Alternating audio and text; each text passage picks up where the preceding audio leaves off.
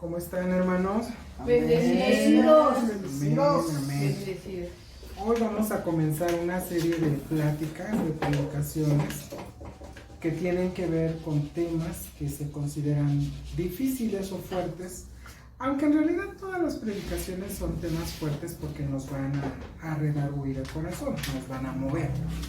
Pero estas se consideran fuertes porque cuando hablamos del último tiempo y de la apostasía y de tantas cosas que están sucediendo hoy en día, nos damos cuenta de que es probable, fíjense lo que digo, que es probable que estemos viviendo por las señales los últimos tiempos.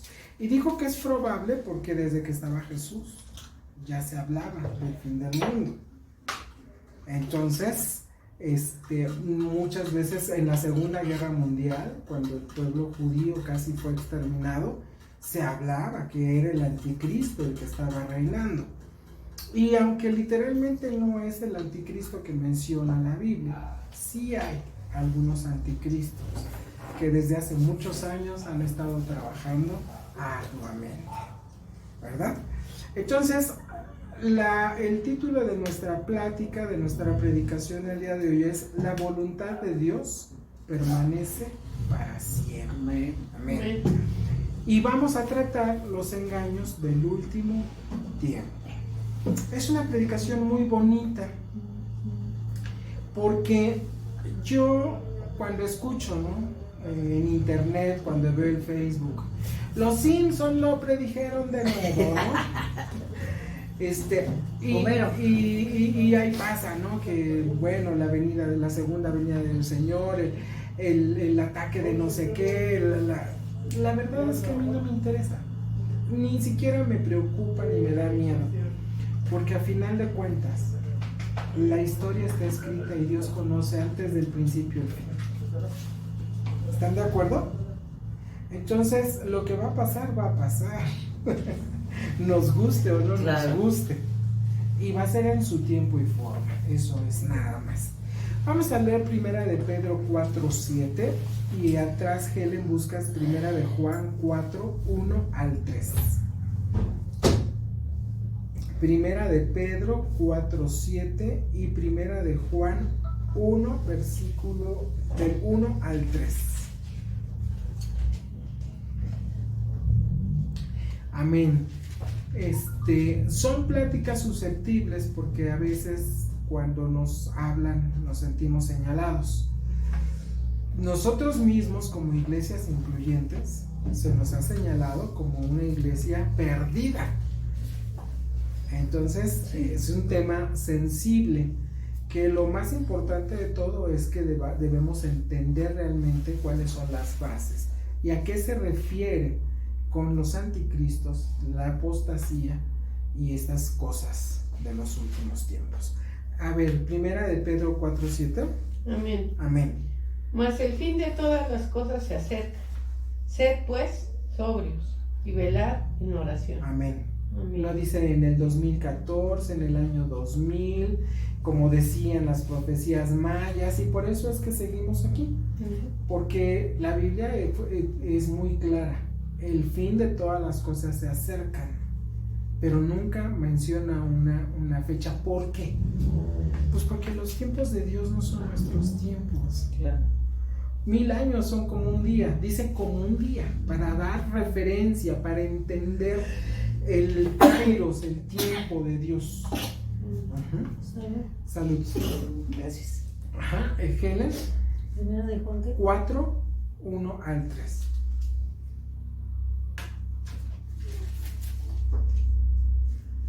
¿No? Primera de Juan, ¿lo tienen a la mano?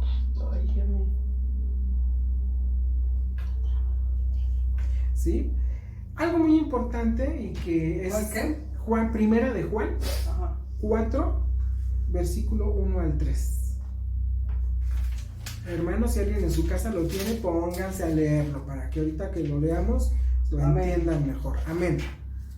Amados, no creéis a todo espíritu, sino probad los espíritus si son de Dios, porque muchos falsos profetas han sido salidos por el mundo. En esto conoced el Espíritu de Dios. Todo espíritu que confiesa que Jesucristo ha venido en carne es de Dios. Y todo espíritu que no confiesa que Jesucristo ha venido en carne no es de Dios. Y este es el espíritu del anticristo, el cual vosotros habéis oído que viene y que ahora ya está en el mundo. Amén. Amén. Como ustedes bien oyen, dice la palabra de Dios que el anticristo viene. Así ahora también han surgido muchos anticristos, por eso conocemos que es el último tiempo. Por eso tenemos una idea muy clara de que estamos viviendo los últimos tiempos, pero cuando hacemos hincapié, no es porque no creamos, es porque a final de cuentas sabemos que solo Dios sabe cuándo va a suceder exactamente, pero ya hay señales, ya hubo varios anticristos en la iglesia. Cuando nació Jesús y fue perseguido por ¿quién? Para matarlo, porque se había anunciado que había nacido un niño Jesús, ya estaba un anticristo, porque lo quería matar al Cristo. ¿Están de acuerdo? En la Primera Guerra Mundial, en la Segunda Guerra Mundial, en todas las cosas ha habido y hay anticristos. Pero ¿qué dicen las profecías sobre los últimos tiempos? En estudios de escatología, que son estudios bíblicos, dice que el último tiempo es un aspecto de la doctrina bíblica que trata sobre las últimas cosas. Y esta es una palabra que viene de eschatos o escatos del griego, que significa final. Y sobre todo se empezó a utilizar, por ejemplo, vamos a leer primero de Juan, capítulo 2, versículo 18. Porque aquí es cuando él describe prácticamente este punto importante. ¿Qué dice, hermana Nenita? Hijitos, ya es el último tiempo, y según vosotros oísteis que el anticristo viene. Así ahora han surgido muchos anticristos, por esto conocemos que es el último tiempo. Es curioso desde cuándo ya se hablaba de la segunda venida del Señor, de la promesa.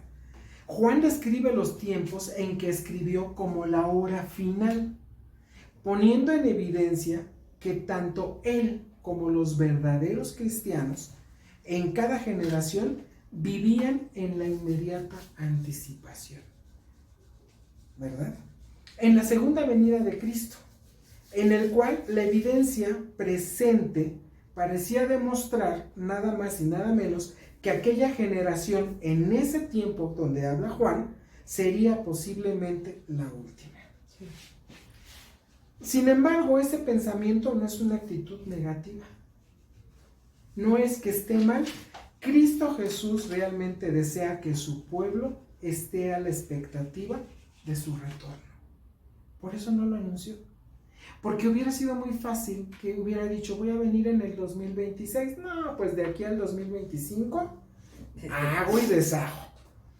Ya del 2025 al 2026 me arrepiento de todos mis pecados, si es que eso correspondería, y seguramente creería que me iba a ir al cielo. Entonces no serviría de nada las enseñanzas de Jesús. Por eso él jamás dio una fecha como tal. Vamos a ver, hay dos lecturas, una es muy larga, se las recomiendo que la lean en su casa, anoten, es Mateo 25, desde el versículo 1 hasta el 13. Y el que vamos a leer es uno muy cortito, que es 2 Timoteo, capítulo 4, versículo 8. 2 Timoteo, capítulo 4, versículo 8. ¿Lo tienes, Elenita? Amén. Amén. Por lo demás, me está guardada la corona de justicia, la cual me dará el Señor, juez justo, en aquel día, y no solo a mí, sino también a todos los que aman su venida. Amén.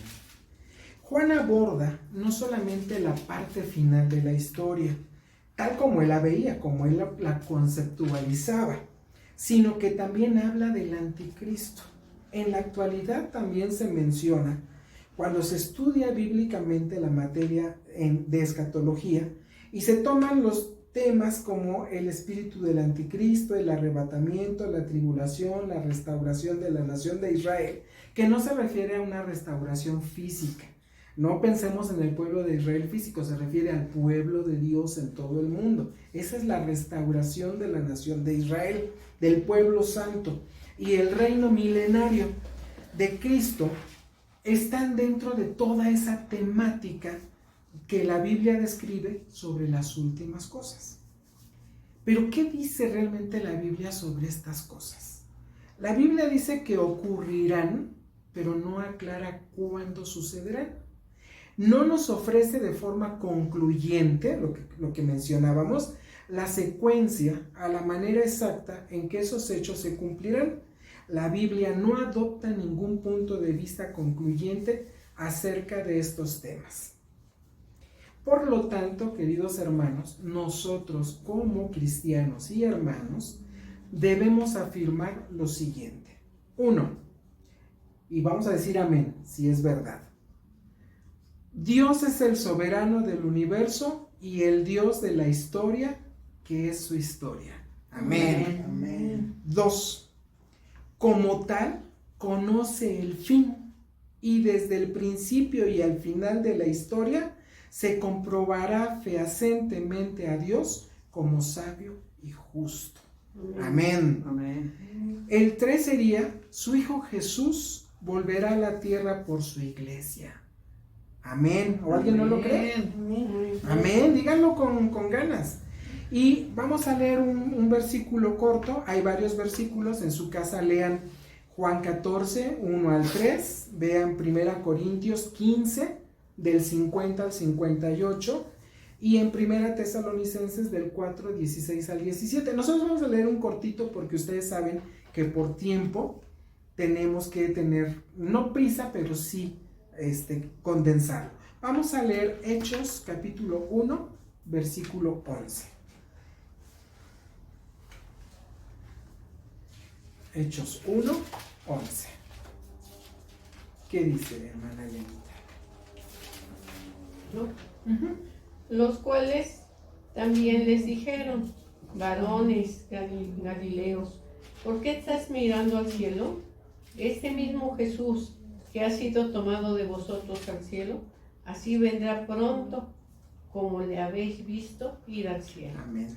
Amén. Lo estaban viendo ir, Sí. y ya les estaban anunciando que iba a regresar. Sí. La ¿Y confirmación. para qué? Para gobernar sobre la tierra y los justos. Amén. Ahí también tenemos varias citas, hermanos, para que en su casa las lean, las busquen.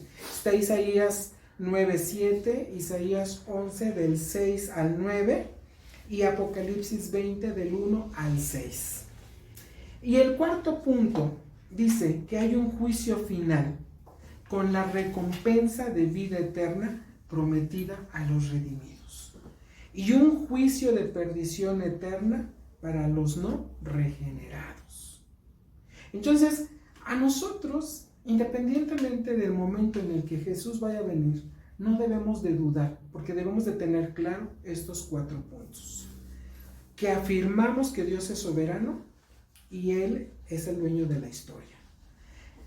Que Él conoce el fin y desde luego el principio. Que su Hijo Jesús volverá a la tierra para gobernar también sobre los justos y que habrá un juicio final sobre los inicuos. Esto lo vamos a ver también para que lo vean en su casita en Apocalipsis 20 del 11 al 15 y mientras buscamos Apocalipsis 21, 22. Y también en su casita pueden leer Apocalipsis 22, 5. Les doy estos versículos para que no solamente escuchen la prédica, sino para que también ustedes vayan leyendo y vayan confirmando lo que vamos diciendo. ¿Ok, Helen? Amén. Y no vio en ella templo, porque el Señor Dios Todopoderoso es el templo de ella y Él el Cordero. Amén. ¿Cuántos se jactan de las grandes iglesias? Yo conozco una al occidente del país. Hermosísima, caben 16,000 personas sentadas. Imagínense el tamaño. Sí. Tiene 3 sótanos inmensos, tiene un láser en la punta, está hecha en arcoíris de colores. Es una cosa increíble. Pero según la palabra de Dios, no es una herejía. Ahorita lo vamos a entender. Porque el templo, hermanos, no son la cuestión física. El templo es el pueblo de Dios. Por eso no debemos de pensar que estamos en una iglesia pequeña. Estamos en el templo. Amén. Y somos el templo de Dios. Amén. Amén. Nosotros solo podemos afirmar el valor de las últimas cosas porque lo creemos. Y declaramos nuestro convencimiento de que las diferencias de opinión sobre el rapto, la naturaleza del milenio, a nosotros no nos va a proporcionar ninguna ventaja en relación con nuestra vida en Cristo, porque escogimos servirle en su amor, caminar en su verdad y estar en la expectativa de su retorno. ¿Esto qué quiere decir? Yo no voy a pelear cómo va a ser el rapto, que si va a ser antes, que si va a ser después, que si vamos a estar en la tribulación. Yo debo de concentrarme en el amor que tengo con Cristo, en caminar en Él, porque es lo único que me va a asegurar la vida eterna. Amén. ¿Para qué quiero saber si voy a estar en la tribulación? A lo mejor si me toca estar en la tribulación no voy a aguantar. No lo sé. Yo lo que quiero es caminar con Cristo y es lo que nos debe de importar. Por eso yo de manera particular insisto mucho que la segunda venida del Señor no debe de ser predicada con miedo.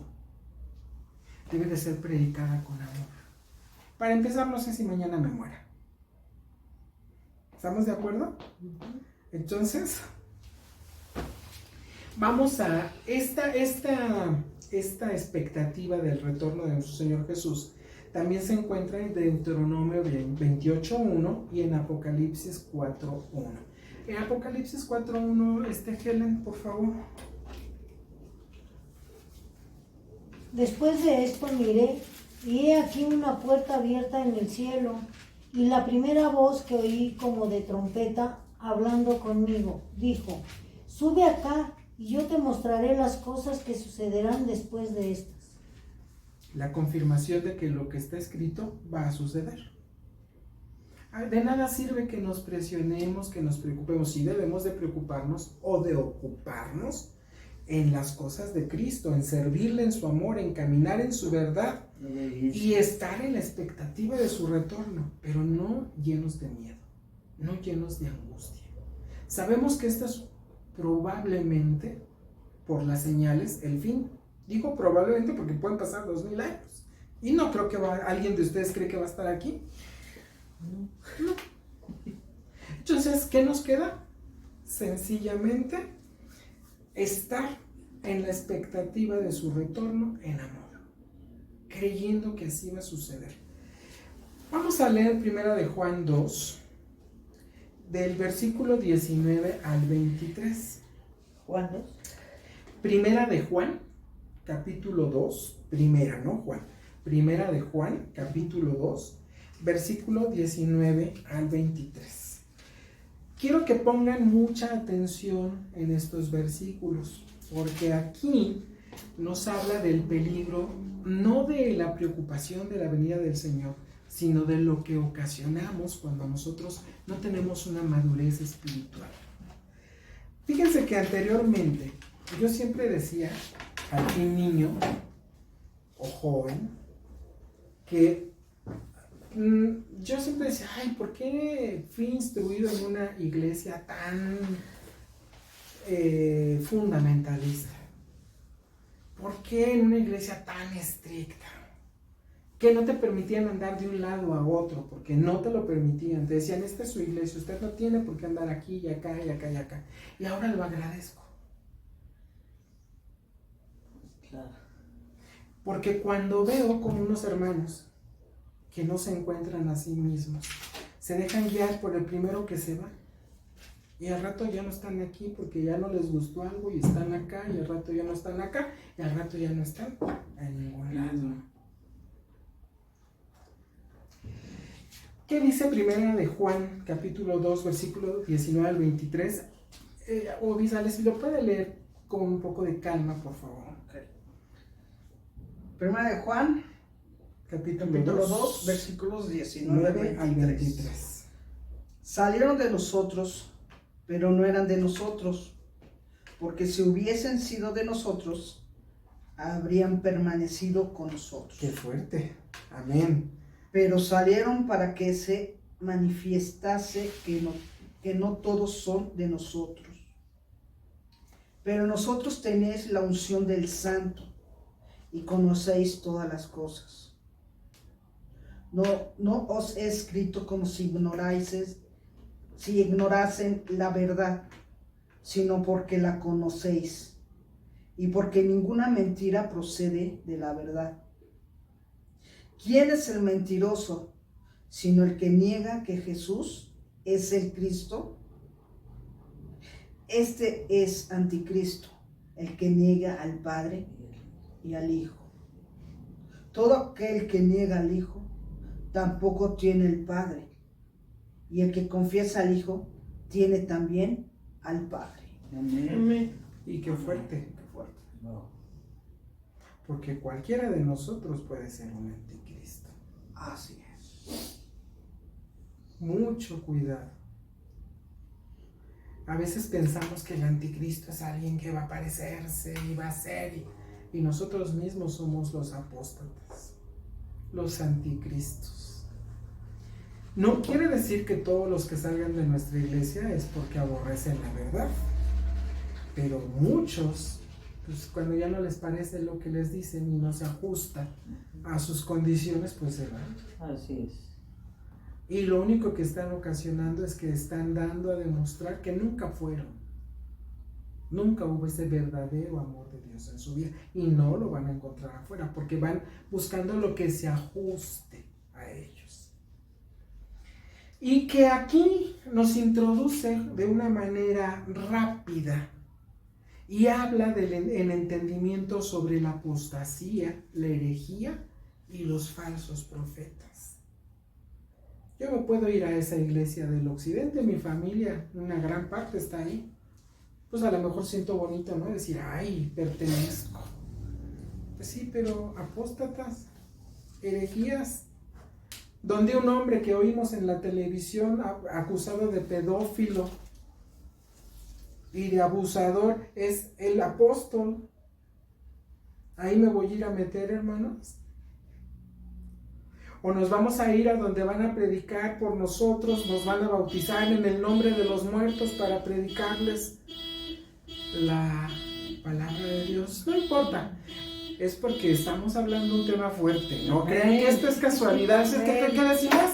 Amén. Y que siga tocando, porque no vamos a dejar de hablar, ¿verdad?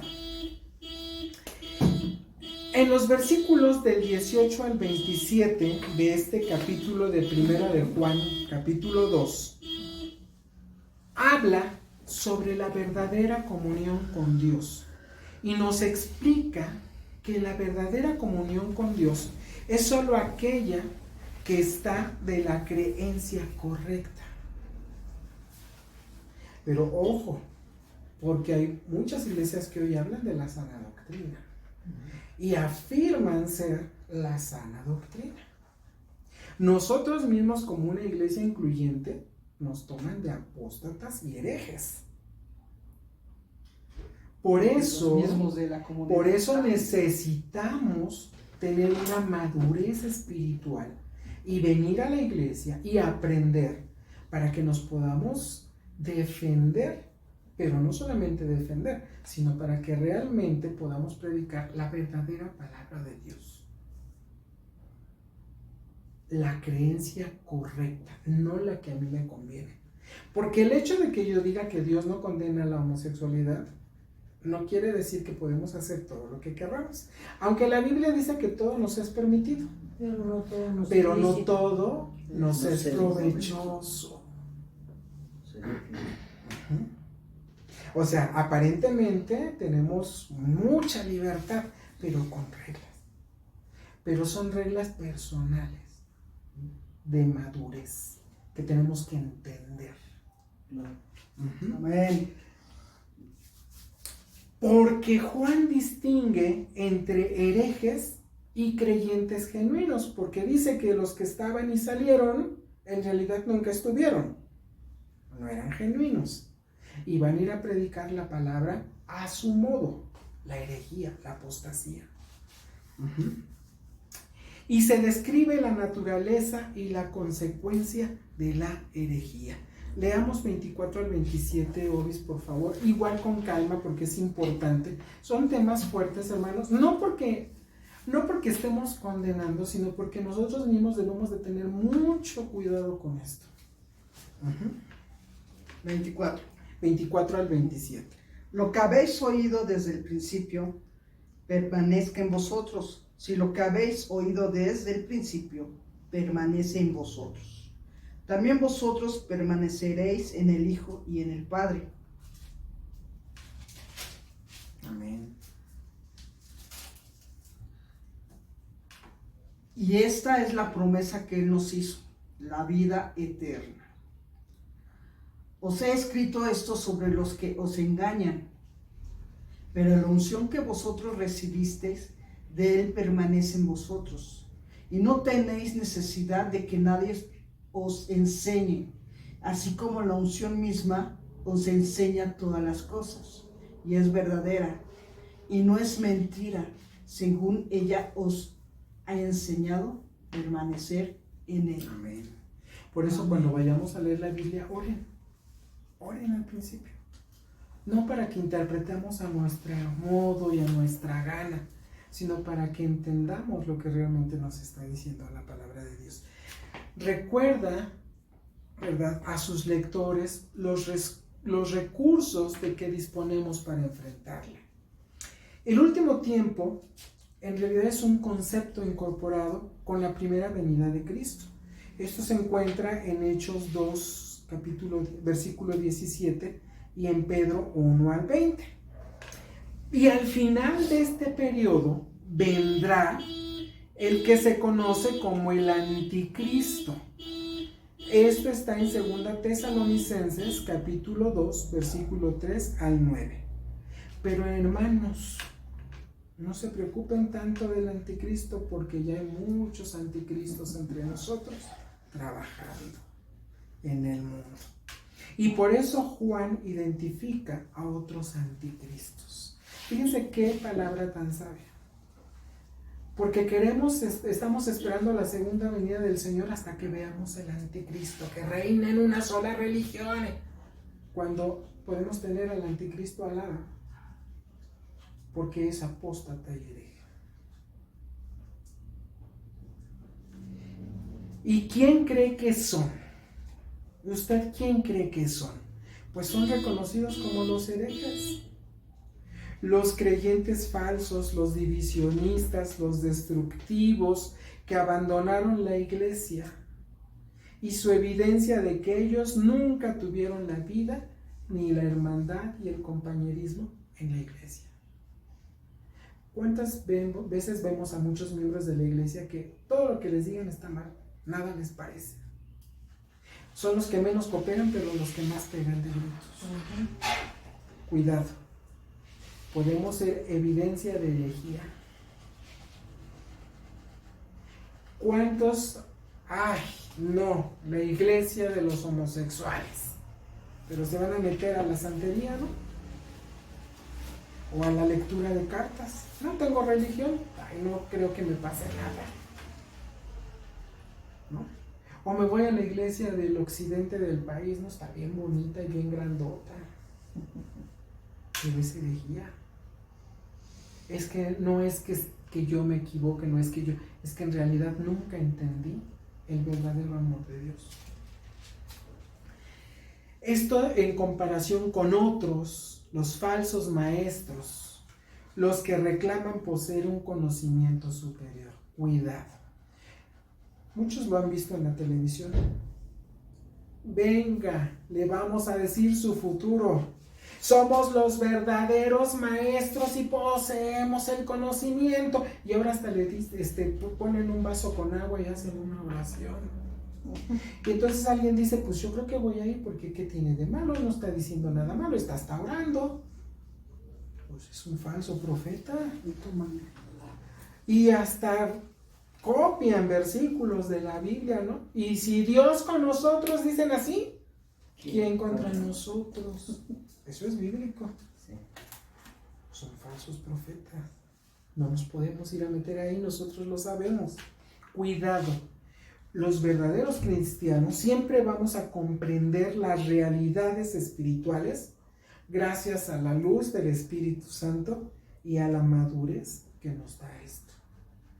Y ojo con la madurez, porque ¿cómo vamos a obtener madurez como hermanos si no queremos venir, si no queremos actuar, si no queremos prestar tiempo, si no queremos hacer cosas? No queremos madurar, no solo como humanos, sino como hermanos. Un error característico de estos herejes es que rechazan la encarnación. ¿Sí saben qué es la encarnación? Encarnación, lo leí, y se los voy a decir tal cual para no poner palabras mías. Dice que es el momento en el que el Verbo de Dios, Hijo, se encarnó en Jesucristo por el poder del Espíritu Santo, asumiendo solo la naturaleza humana en el seno de la Virgen María o en obediencia a Dios Padre para reconciliar a la humanidad. Los testigos de Jehová dicen que no es cierto. Apostasía. La luz del mundo, bueno, la Iglesia de Occidente dice que no hay Dios Padre, Dios Hijo y Espíritu Santo, que son tres cosas diferentes, que no es uno solo. Es Dios Padre, y es el Dios el Hijo, y el Espíritu Santo. ¿Y cuántas iglesias no creen en que María concibió a Jesús a través del Espíritu Santo? Si no pueden creer eso, es apostasía. Por eso hay dos cosas que nos protegen bajo la seductiva enseñanza de la herejía. ¿Por qué seductiva? Pues porque hay tantas iglesias bonitas y grandes.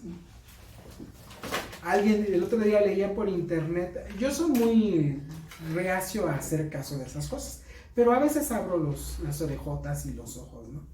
Decía, cuando tú veas una iglesia donde la alabanza sea con luces y todo, salte de ahí. Porque Jesús, no, eso es del mundo. Es cierto. Es cierto. Yo en la iglesia siempre decía, donde nací, donde crecí, es que atrasados, aquí nada más cantan y palmean y cantan horrible. Y acá está el guau. Pues sí, pero están agradando al cuerpo, no a Dios. Fíjense qué importante. ¿Cómo entonces nos vamos a mantener protegidos? 1. Manténganse constantemente junto a la verdad de Cristo, la cual recibieron de los apóstoles y la cual está escrita ¿en dónde? En la Biblia. Y si algo de ahí nuestro pastor, obispo, se desvía, falsa doctrina. Porque no es lo que él quiera, es lo que dice la Biblia. Y 2, siempre pedir la unción del Espíritu Santo, cuyo poder iluminador nos va a ayudar a distinguir la verdad del error. Cuando tengamos duda, oramos y le preguntamos a nuestros líderes, y si nuestros líderes nos dan realmente una respuesta adecuada, que aparte nosotros la vamos a pedir bajo el Espíritu Santo, entonces ahí vamos a recibir ese conocimiento espiritual bajo la dirección del Espíritu Santo. Y eso es conocer la verdad, que las enseñanzas humanas jamás van a poder proveer. Yo puedo ser muy sabio, pero mi sabiduría jamás va a poder equipararse a la sabiduría de Dios. Hacemos énfasis que solo el Espíritu Santo es capaz de traer revelación al corazón humano. Vamos a leer Efesios capítulo 1, versículos 17 y 18. Si podemos leerlos los que estamos aquí con calmita tratando de hacerlo juntos, lo hacemos. ¿Efesios qué? Efesios capítulo 1, versículos 17 y 18. Leámoslo con calma, tratando de hacerlo todo juntos y pongamos atención. 17, 18. 17 y 18. Yo digo 1, 2, 3 y comenzamos. 1, 2, 3. Para que el Dios de nuestro Señor Jesucristo, el Padre de gloria, os dé espíritu de sabiduría y de revelación en el conocimiento de Él, alumbrando los ojos de vuestro entendimiento, para que sepáis cuál es la esperanza a que Él os ha llamado, y cuáles las riquezas de la gloria de su herencia en los santos. Amén. ¿Quiénes son los santos? Nuestros hermanos, nosotros. Pero los que de verdad y de corazón predicamos la palabra de Dios, no lo que nosotros queremos, la palabra de Dios. Pero también somos llamados a tener una madurez espiritual que nos alcance en la verdad. Porque la madurez espiritual solo se va a lograr a través de parecernos cada vez más a Jesucristo. Después de crecimiento espiritual, con la intención de ser más maduro espiritualmente. Pablo decía que es un proceso continuo que nunca terminará en esta vida. Y lo podemos ver en Filipenses capítulo 3, versículos 12 al 14. Y decía él que hablando de pleno conocimiento de Cristo, Pablo le dice a sus lectores, no que lo haya alcanzado ya, ni que ya sea perfecto, sino que prosigo por ver si logro asir aquello para lo cual fui también asido por Cristo Jesús. Es la de la madurez. Al igual que Pablo, hemos de seguir continuamente hacia un conocimiento más profundo de Dios en Cristo. Un reordenamiento radical de nuestras prioridades para agradar a Dios y aprender a obedecerle. Amén. Esta es una prédica no corta, pero sí muy profunda, que nos llega a todos al corazón y que nos dice que debemos de tener cuidado. Y quitémonos de la mente que somos una iglesia pequeña, porque somos parte de esa iglesia mundial, de ese pueblo escogido. Y preferible estar aquí sentados 3 o 2 o 3 que prediquen en su nombre, que 6 millones de fieles en el occidente y en el mundo, pero siguiendo una falsa doctrina. Entonces vamos a orar, hermanos, y darle gracias a Dios, porque hoy nos ha revelado que debemos de estar siempre orando, velando y pidiendo que el Espíritu Santo nos guarde y nos proteja. Asimismo nos ilumine. Amén. Amoroso Dios, Señor, te damos gracias por la oportunidad que tú nos das el día de hoy, no solamente de venir a escuchar tu palabra y de aprender, sino nos adviertes en amor y en conocimiento a través de la presencia del Espíritu Santo, para que no caigamos en anatemas, en herejías, en apostasías, y que además, Señor, nos urges a tener una madurez espiritual, para que nosotros a través del Espíritu Santo sepamos seguir en tu camino, seguir agradeciéndote todas las bondades que tú nos das, todo lo que tú haces por nosotros, y a que no nos sintamos derrotados, porque hoy tú nos acabas de mostrar, Señor, en tu infinito amor, que somos parte de esa gran iglesia a nivel mundial. No somos ni 2 ni 3, somos miles, somos cientos, pero falta mucho para alcanzar a todos esos millones y sobre todo a nuestra comunidad que está perdida y que está renuente por todo el daño, por todas las cosas que se los ha hecho a través de querer seguir, Señor, creyendo en cosas que rayan en la apostasía, en la herejía. Por eso, Señor, te damos gracias porque tú nos permites estar hoy aquí agradeciendo, alabando, bendiciendo tu santo nombre. Bendice, Señor, a cada uno de mis hermanos, ayúdalos y permítanos que sigamos con estos ojos abiertos para que no nos permitas caer en iglesias bonitas físicamente, en grupos donde haya líderes carismáticos que no nos guíen de manera correcta y adecuada. Y donde que siempre que alabemos no sea porque sintamos esa música de la carne, sino sea en agrado, en el corazón, para bendecir tu nombre, para adorarte y para alabarte. Señor, damos gracias por esta gran oportunidad que nos diste el día de hoy. Y asimismo, Señor, te pido que nos guardes y nos bendigas. En el unigénito nombre de tu Hijo Jesús. Amén. Amén.